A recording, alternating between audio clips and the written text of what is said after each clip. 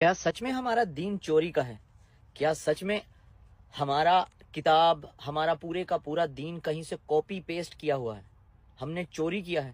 میرا ایک چیلنج ہے ان تمام ملحدین یعنی ایتھیسٹ اور غیر مسلم ناقدین کے لیے جو یہ دعویٰ کرتے ہیں کہ قرآن کریم نعوذ باللہ کسی انسان کا لکھا ہوا کلام ہے اور اسے پرانی کتابوں، تہذیبوں یا بائبل سے کاپی کیا گیا ہے۔ قرآن مجید کے سورہ طارق کی پہلی 3 آیات کا جائزہ لیں جس کا ترجمہ ہے اور اس میں ذکر کیا گیا ہے، قسم ہے آسمان کی اور طارق کی، اور تم کیا جانو کہ وہ طارق کیا ہے؟ وہ ایک چمکتا ہوا سوراخ کرنے والا ستارہ یعنی النجم الثاقب ہے۔ یہاں ذرا رکیے اور غور کیجیے۔ 1400 سال پہلے عرب کے ریگستان میں نازل ہونے والی ایک کتاب آخر آسمان کے ایک ستارے کو اتنی اہمیت کیوں دے رہی ہے؟ اسے ایک عام ستارہ کہنے کی بجائے طارق کا ایک انتہائی مخصوص نام کیوں دے رہی ہے؟ اسے انتہائی چمکدار اور چیر دینے والا نجم الثاقب کیوں کہہ رہی ہے؟ آخر کیوں؟ اور حیرت کی بات صرف یہ الفاظ نہیں ہے بلکہ قرآن کریم کا انداز بیان ہے۔ قرآن کریم خود انسان کی عقل کو جھنجھوڑتا ہے، اسے سوچنے پر مجبور کرتا ہے اور پوچھتا ہے، اور تم کیا جانو کہ وہ طارق کیا ہے؟ یعنی یہ کوئی عام بات نہیں ہے۔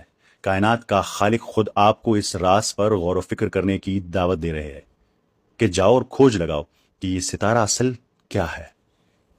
تو آئیے اللہ تعالیٰ کے حکم کے مطابق غور و فکر کریں، تدبر کریں۔ ان آیات میں استعمال ہونے والے عربی الفاظ کے اندر ایک ایسی حیران کن اور انتہائی مخصوص سائنسی حقیقت چھپی تھی جسے 20ویں صدی میں ریڈیو ٹیلیسکوپ کی ایجاد سے پہلے پوری طرح سمجھنا پوری انسانیت کے لیے ممکن ہی نہیں تھا۔ یہ جو لفظ ہے الطارق، اس کا مادہ عربی حرف تے رے کاف سے نکلا ہے۔ اس کا لغوی معنی ہے زور سے مارنا، ضرب لگانا یا رات کے وقت کسی کا دروازہ کھٹکھٹانا۔ اب حیران ہونے کے لیے تیار ہو جائیں۔ سال ہے 1967 میں ماہر فلکیات جوسلین بیل برنل نے خلا میں بالکل نئی قسم کے ستارے کی دریافت کی جنہیں آج سائنس کی زبان میں پلسر سٹار کہا جاتا ہے۔ پلسر دراصل انتہائی طاقتور میگنیٹک یعنی مقناطیسی کشش رکھنے والے نیوٹران سٹارز ہوتے ہیں جو بہت تیزی سے گھوم رہے ہوتے ہیں۔